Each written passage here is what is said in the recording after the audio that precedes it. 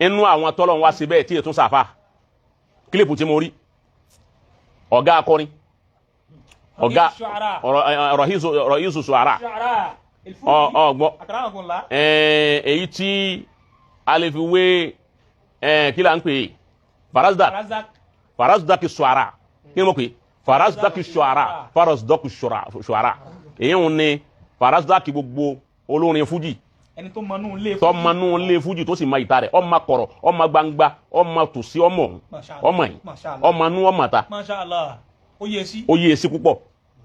ọmọ tinú ẹyin orin Masha Allah alìjánu orin ni baba Saheed Òṣùpá ájú Saheed Òṣùpá akóredé mandator ayébẹ̀kọ́ alìjánu orin ni kò sọ lórin ọ̀hún gbogbo olórin tí máa kọrin láyé gbogbo àwọn tí kọrin láyé ọ̀sẹ́ni ó ṣàdúrà kó wọn forin kó wọn tún padà wáyé kó wọn tún kọrin àfòṣùpá nìkan ní pé tàn bá ń padà wáyé tí n bá tún padà wá tèmi mà tún padà kọrin ni tàn bá ń padà wáyé tí n bá tún padà wá tèmi mà tún padà má kọrin la kíní kan lówó tèmi lágbègbè ni àìrí kan ṣe kan láfi ṣe tàn bá ń padà wáyé tí n bá tún padà wá tèmi mà tún padà kọ kò sí olórin tó sọ bẹ́ẹ̀. bí o ti sáfà kan tó ní markazi ìwúdí kàrú yìí bẹ́ẹ̀ni kò sí olórin kan bẹ́ẹ̀ni tí Adama ní markazi mo fi ẹ̀mí mi bùn ọ́ Saheed Òṣùpá ní òun náà fi ẹ̀mí mi bùn orin ibi tẹ́ ti manu pé oní Saheed Òṣùpá ń kọ èso ni tòsí yàyín tọ́wá yẹ pé bí tí ń ru làákàyà tọpọlọ ta fún Saheed Òṣùpá àti bó ti jinlẹ̀ tó nú ọpọlọ bó ti tó ni tọ́wá yẹ kó jọ̀nà àfáà ni káì irú wọn náà ń bẹ nínú àwọn tí wọ́n máa wípé inú àwọn àfáà tí àfẹjọlá yìí nù. àwọn kò ti tàfà gbà ọgbọ wọ́n ti pẹ́ lẹ́nu sẹ́yìn bẹ́ẹ̀ni ayakumullah ọwọ́ akọ nkọrin lọ mo pàdé clip òní náà mo ṣe pàdé ẹ̀ Amala Dauda barakallahu fika òun ló fi hàn mí ó ní tún gbọ́n tí Saheed Òṣùpá wí Masha Allah òun máa fẹ́ play toríjọ́ kan ló pera rẹ̀ ní pé markasiya lòun bẹ́ẹ̀ni níjọ́ tí wọ́n interview rẹ̀ ajé Oríyọmí Hamzat ó interview rẹ̀ ní wọ́n ń pè markasi ẹ̀yẹ́ ṣe tẹ́ gbé jẹnẹrétọ̀ makanu ńláńlá lọ sí markasi ó ní bẹ́ẹ̀ ni ó ní markasiya lòun níbi òun gbé lọ ni ó ti bá inú ilé òun ni ó ti bá ó ní markasiya ní òun ókè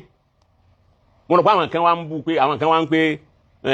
ń pè markasiya lòun wọ́n pẹ́ àwọn ń takò pé bó ló ti jẹ́ markasi kéwò ló kéta ń gbé markasi ó ti bá wọn wá ń sọ fáwọn yín wọn pé ṣe làákà yìí ni understanding tó ń wí ni ó tún wá fi mímọ̀ yí wọn ìmọ̀ náà ló fi yí wọn fa ó tún fi ìmọ̀ hàn níbẹ̀ ni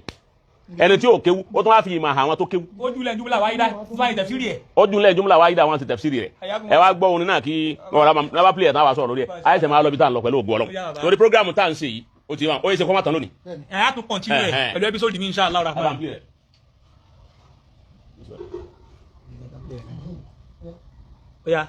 orí kasi àárín mi àfa àkọ́wọ́ ń dá mi lóhùn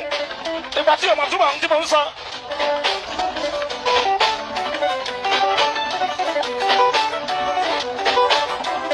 òyìnbó pé kíní kan ní school of thought ọ̀sánà. School of thought.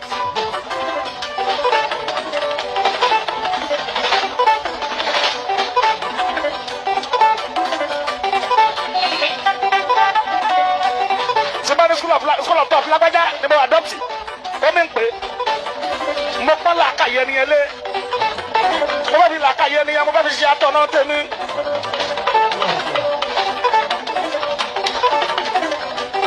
n tó ń ṣe nìyẹn school of thought Òṣùpá ló belong sí school of thought mọ̀nìkà sí lèmi belong sí.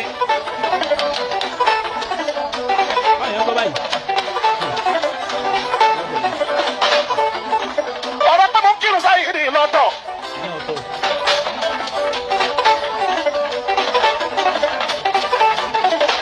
ọ̀rọ̀ mùsùlùmí yẹn ń bẹ̀ lọ́tọ̀.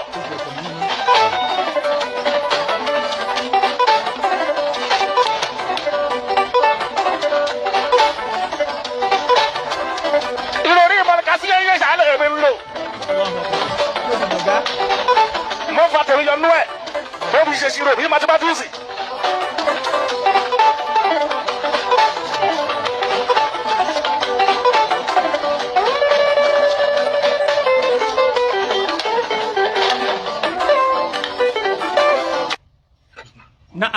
ọlọ́run bá wa sàlékún dáadáa fún Alhaji Saheed Òṣùpá. àmín. Sadadallahu khutahu. àmín bàbá. ọlọ́run bá wa sàlékún dáadáa fún Alhaji Saheed Òṣùpá. àmín. ẹ lọ lè wo dáadáa ẹ wo orin yìí dáadáa. ẹ rí i pé Alhaji Saheed Òṣùpá ìròrí ó jìnnà púpọ̀ nù ròrí. àfa ló ṣe ròdúdù fún ẹni tó ná kọ́dà rẹ̀ tó takò pé òun ṣe lè pera ẹ ní markaziya ọlá àfa kan sọ fún un pé òun ṣe lè pera àwọn ní markazi bẹ́ẹ̀ni ó ti bá wọn ọ wá ń fi ìmọ̀ yanjú ẹ̀ fún àfa náà ní pé lọ́dọ̀ àwọn olóyìnbó ó lọ́dọ̀ àwọn olóyìnbó náà pé kíní kan ní school of thought masáàbí ní jẹ́ bẹ́ẹ̀ lọ́dọ̀ Lárúbáwá masáàbí professor barakallahu fika àbí bàbá school of thought masáàbí ní jẹ́ bẹ́ẹ̀ mashallah bí masáàbí Málìkì èyí ń tẹ̀lé Málìkì gbogbo òròrí Málìkì ní màlò masáàbí Abu Hanifa gbogbo òròrí Abu Hanifa ní màlò hayakumullah masáàbí Ash'ariyya níbi àkídà gbogbo òròrí ẹ̀ ní màlò Saheed Òṣùpá Haji Saheed Òṣùpá ń pé masáàbí markasi lòun ń sọ kéjẹ pé òun jọ malé kéwù markasi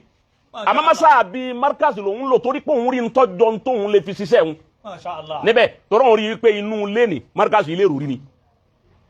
markasul fikr mashallah wa tafkir ọgbọ́ akramakumullah hunaka al-farqu bayna al-fikr wa tafkir Wa-tafkir. ìyẹn lè ní fikiru tí ò ní ní tafkir mashallah ó ti yé àgbọ́yé bàbá markasi ilé rúrí ni gbogbo tí ń jáde ń bẹ nǹkan sàlẹ̀sàlẹ̀ ebe ẹ̀ bá tiẹ̀ rí bàbá tàná ẹ wo bàbá tó ní náà bá ti sọ̀rọ̀ kẹ́gbìn ẹ wo ya àwọn yẹn tán máa jáde tí ò ní yé wọn tí gbogbo nkálukú ọmọ ké bẹ́ẹ̀ni ẹ máa pé ẹni yìí ìròrí kan àyíṣà ìdòdò pápá náà bá sì kọrin gbogbo yẹn máa ké ni. wàláì ọwọ́ ní ìròrí markasi lòun ń lò torí òun rí nǹkan tó ń fẹ́ òun rí nǹkan tó ń òun á plọ́sì ẹ̀ pọ̀ lòun fi gbé orin jáde tí fi dàbí ìgbà tó já sí pé eléyìí àṣírí báyìí ń já gbájú sáyé ìròsùpá náà kọ̀pá àwọn kan kọ̀pẹ́ kọ̀sẹ́nìkan wájú bẹ́ẹ̀ni ó rí àwọn àròrí kan wájú kò kéwú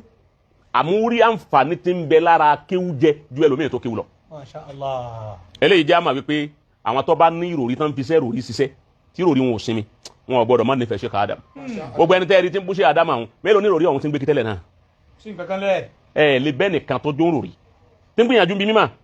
wàláhì kò ní bú Sheikh Adam yóò máa ṣàdúrà fún wa. wàláì ọlọ́run bá wa sàlékún dáadáa fájì sáà dòtú wàrà Àmín. májèlé oṣù májèlé akáyè rẹ̀ ó bàjẹ́ allahumma ọlá Muhammad Rasulullah sallallahu alaihi wasallam ẹjá tètè lọ síbi